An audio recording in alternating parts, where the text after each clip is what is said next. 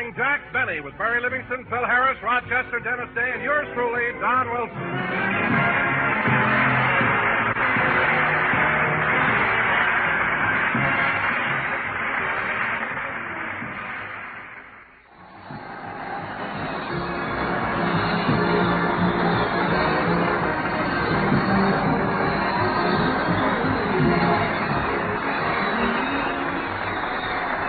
And now, ladies and gentlemen, from the Naval Training Center in San Diego, we bring you a man who was so proud of his career in the Navy, he had an anchor tattooed on the sleeve of his underwear, Jack Benny!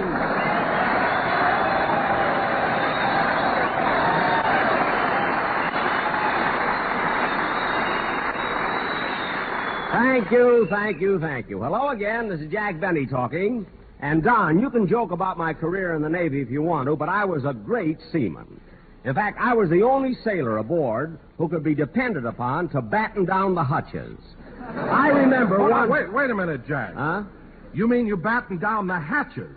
No, down the hatches. Things were so quiet, our admiral was raising rabbits.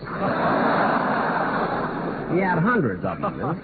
Jack, I meant to ask you something. When you went into the service, how come you decided to join the Navy? Well, it was family tradition, Don. You see, my grandfather, Lieutenant Commander Hopalong Benny, was in the Navy. And, Hopalong Benny? Yes, he was the only man to ride a torpedo side saddle. Poor fella. He never should have dug his spurs into it. He joined the Navy and the world saw him. Anyway, Don. Oh, hello, Mary. Hello, Jack.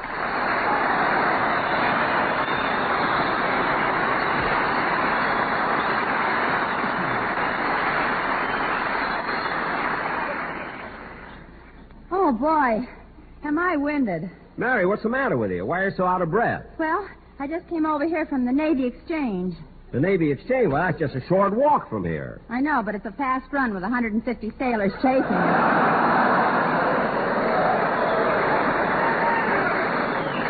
I mean, don't be silly, Mary. Sailors don't chase after girls. That's what it says right here.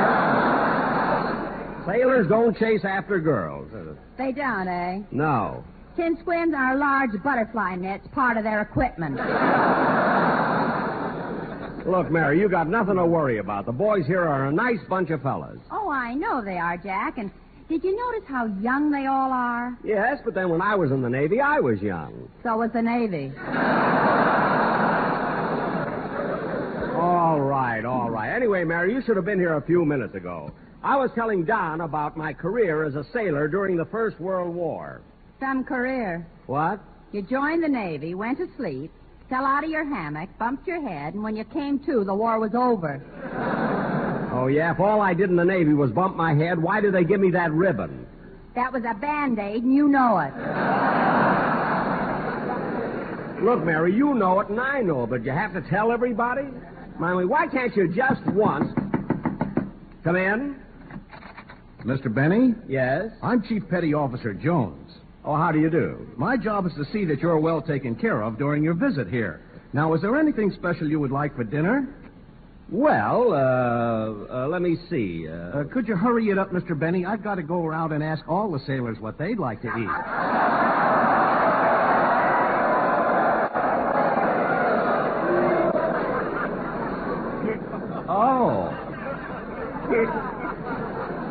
Oh, I see. Well, what do the boys stationed here usually have? Oh, some of them order crepe Suzettes. Uh-huh. And others prefer filet mignon sauté with a wine sauce. I see. And then there are those who are partial to baked pheasant under glass. Gee, is that the kind of food the enlisted men in the Navy get? No, but as long as we're on the air, let's do a little recruiting. Oh, yes. Well, goodbye now. Goodbye. You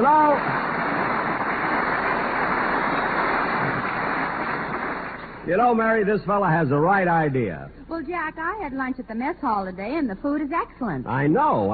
Oh, say, Jack, we're going back to Los Angeles tomorrow night, aren't we? No, Don, I've changed my mind. We'll be here on the base till Wednesday. Why? Because Tuesday is payday.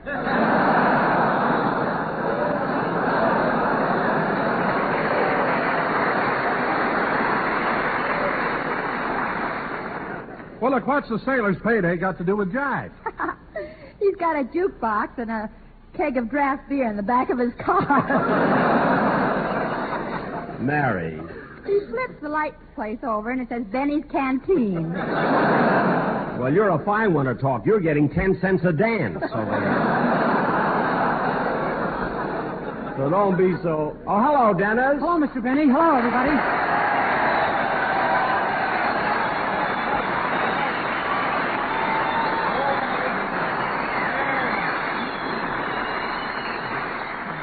Hey, Dennis, you missed rehearsal today. Oh, I'm sorry, but I just got to San Diego a few minutes ago. Wait a minute. You just got to San Diego a few minutes ago? But I thought you left Los Angeles last Thursday. I did. Well, what took you so long? I ran into a lot of traffic in Salt Lake City.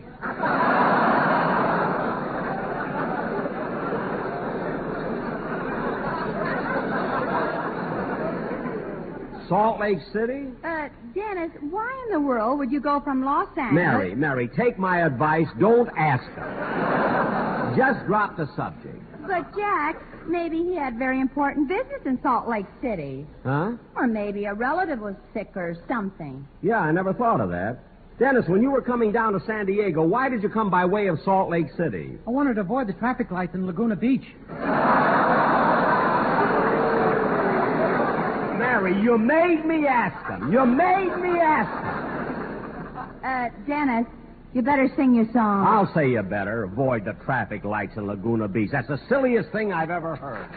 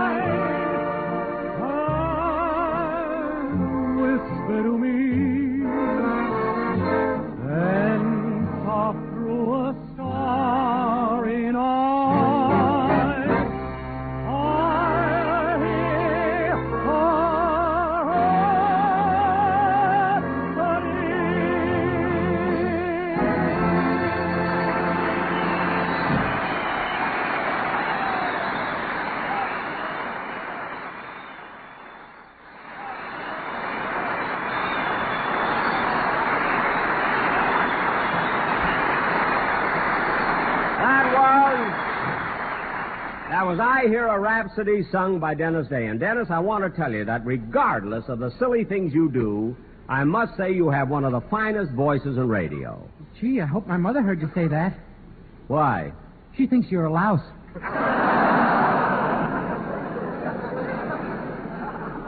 Anyway, Mr. Benny, I don't care what my mother says. I like you. Well, thanks. And now, fellas... You've always been okay with me. Well, thanks, kid, thanks. And now, fellas... You know, Mr. Benny, sometimes I wish you were my father. You do? So does my father. Look, kid, I only try to tell you had a nice voice. I don't want a whole routine out of you. You know, you can't say... All right, fellas, you can stand up and cheer. This show will roll now, because Harris is there.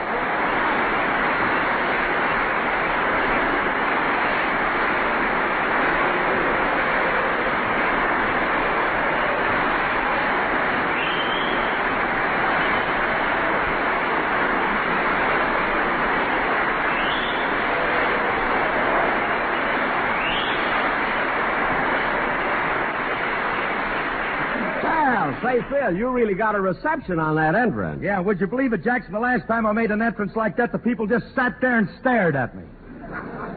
When was that? This morning when I got on the La Jolla bus. Well, imagine getting on a bus and going into your act. Well, what's wrong with that? Last week you stood on the dock playing your fiddle when the Essex came in. Well, it was my patriotic duty, and the boys all cheered me. Well, they should. Who else could play Anchors Away and dive for pennies at the same time?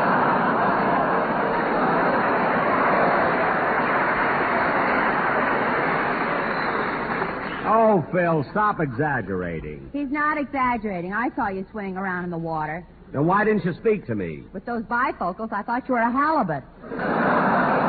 Halibut. What's your language? Oh, be quiet.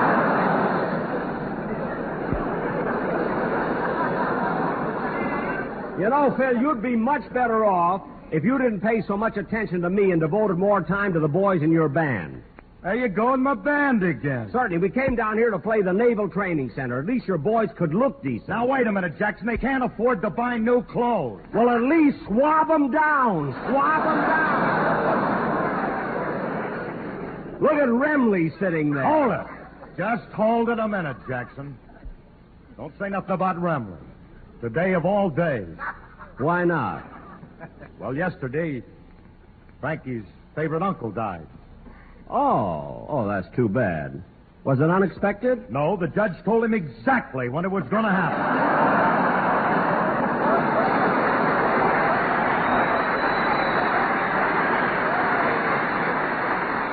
Look, Phil, I don't want to have any more nonsense. We have a very important sketch to do tonight, and I want to get started with it. Don, will you announce our play? Oh, there's the phone. Excuse me. Hello? Hello, Mr. Benny. This is Rochester.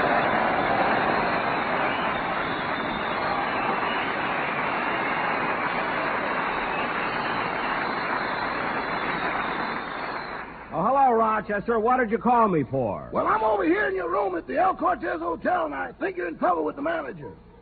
Mr. Stillings, why? What happened? He got a little upset when he found out you rented your other twin bed.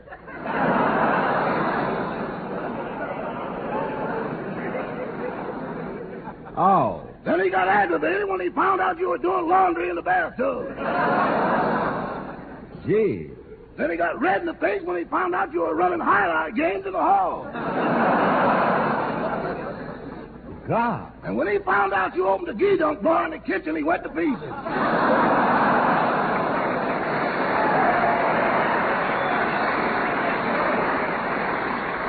Oh, that's awful. How are things in my living room? Not so good. One of your barbers just quit. Oh, well, have one of my writers take over his chair. Yes, sir. Goodbye. Goodbye. Oh, say, boss. Now what? Don't hang up yet. Why? I just looked at your radar screen. What about it? Get your fiddle ready. There's another ship coming in. Thanks, Rochester. Goodbye. Goodbye.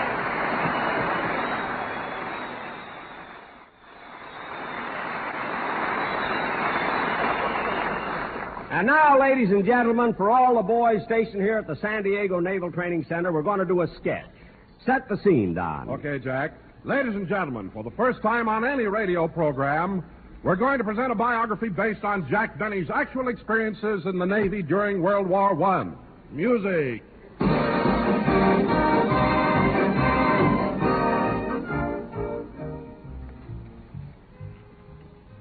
the year 1917, I enlisted in the Navy. Before I left home, I spent the last few hours with my family and friends. Then I went next door to say goodbye to my sweetheart. This only took me 10 seconds. I wasn't a sailor yet. When I arrived at the Great Lakes Naval Training Center, I was examined by one of the Navy doctors. Your name? Jack Benny, Birthplace? Waukegan, Illinois. Age? 16. 16. Yes, sir. But you've got gray hair. Oh, darn it, I put on the wrong one this morning. I'll be a blonde tomorrow. Your height? 5'10". Your weight? 145. Color of eyes? Oh, they're blue, aren't they? Bluer than a sailor on his first night in boot camp. Now, Doctor, you've got my records here, so tell me, do I get in the Navy or don't I? Well, son, I'm sorry, but I have to report some bad news. For me? No, for the Navy. You're in. And so I was in the Navy. I became a part of Uncle Sam's fighting forces. The next thing I did was to report to the supply depot to get my uniform. When it came my turn, the sailor in charge looked at me and said, Well, how did you come to join the Navy?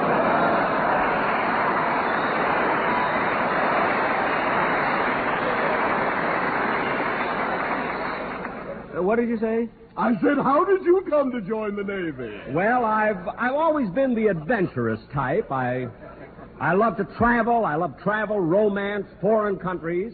And then I saw one of those signs saying, join the Navy and see the world. Isn't that a coincidence? That's the reason I joined the Navy 18 years ago. And have you visited any distant lands? Yes, twice I've been to Tijuana.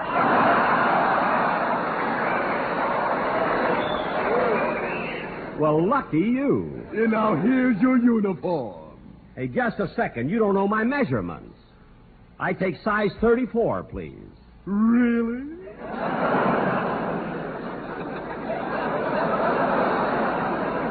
Yes, I have a 33 waist. Uh-huh. 29 pants leg. Uh-huh. And 32 and a half sleeve length on the jacket. I'm glad you told me.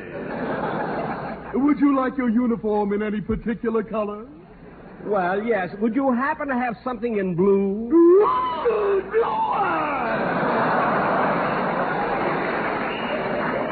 What?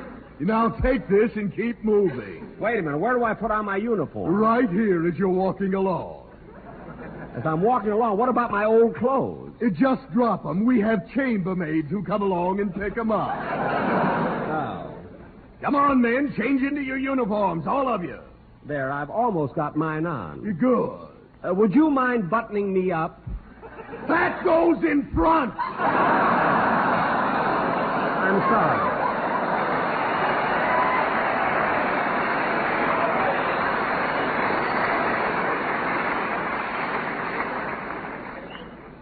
They had given me a uniform and transferred me to the San Diego Naval Training Center. After putting in 6 long, hard weeks in boot camp, I was given my first leave. I was tired and run down and wanted a rest. So I went to Sherman's. I went there with my friend, Curly Harris. Oh, bartender. Yeah? I'll have a lemonade. A lemonade? Yes. I'll have a tequila.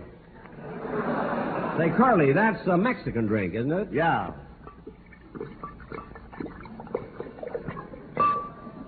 Well, there's your tequila. Thanks. Well, here's looking at you.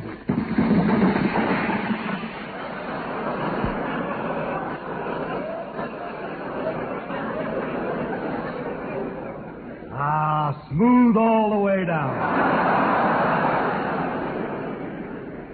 After 2 hours at Sherman's, I stepped over Curly and went back to the base. On my way back, I got lost. Realizing I needed help, I looked around till I finally found an ensign. I walked over to the ensign and said, "Excuse me, sir, but how far is it to the San Diego Naval Training Center?" I don't know.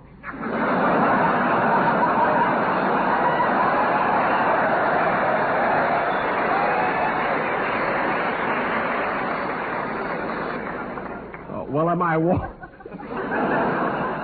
Am I walking in the right direction? I didn't know. Well, for heaven's sake, where is the Naval Training Center? I didn't know. You don't know anything. A fine sailor you are. I'm not a sailor. Then how come you're wearing that blue uniform? What uniform? I lost my clothes in a crap game and I'm cold. Since I couldn't find my way back, I decided to stay away and enjoy myself. But a week later, I was back at the base, and because of the things I had done, I found myself up before the Admiral, facing a court-martial. The Admiral looked at me sternly and said, Were you AWOL for a full week? Yes, sir. And didn't you get into a fight with 2 shore patrolmen? Yes, sir. And when they tried to take you to the brig, didn't you bang their heads together and knock them out? Yes, sir. Do you think that was nice? No, sir. Well, watch it next time.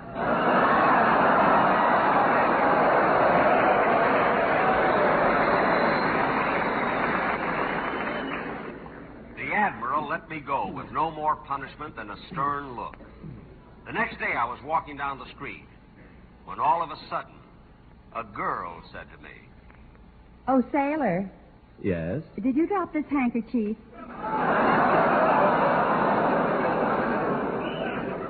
It worked. I now had a girlfriend. We went together steadily for 6 months. Then one night I said to her, Honey, Yes, Max. pucker up. I'm going to kiss you. Okay. There. Have you ever been kissed like that before? Yes, I have a mother.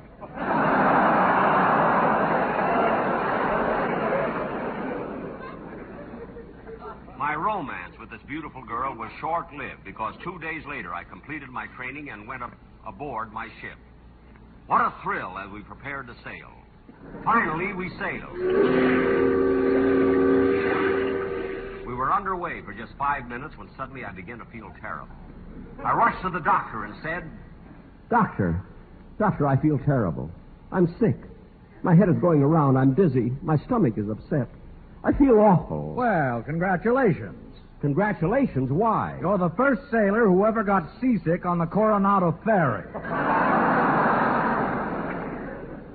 That is my story. He gave me 2 APC pills. He told me to go to my hammock. I went to sleep, fell out, bumped my head, and when I came to, the war was over. Thus ended my naval career.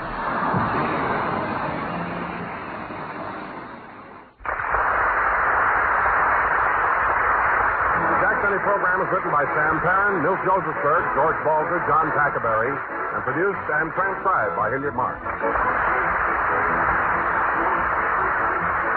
This is the CBS Radio Network.